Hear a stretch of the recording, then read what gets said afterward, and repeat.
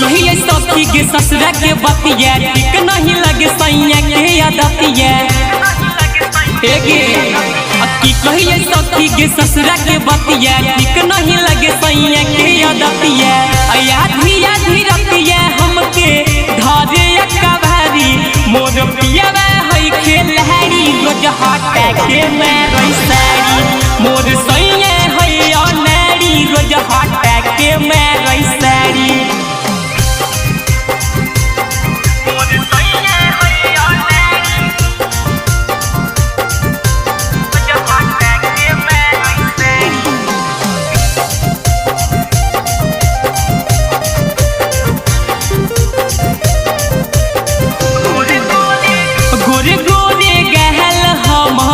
कर दे है लगे लगो है ढेर दिन से है खपुआ लगे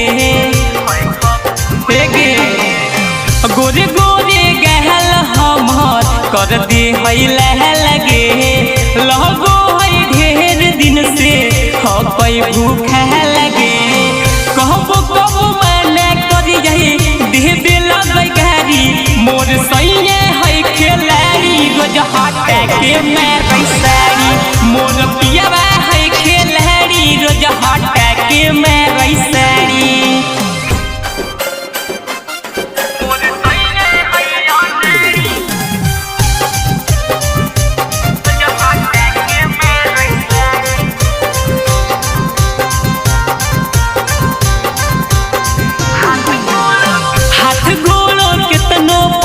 नहीं बहत गे होते अंधार काम कर शुरू हुआ गे हाथ गोड़ो कितनो पड़िए मैं नहीं बहत गे होते अंधार काम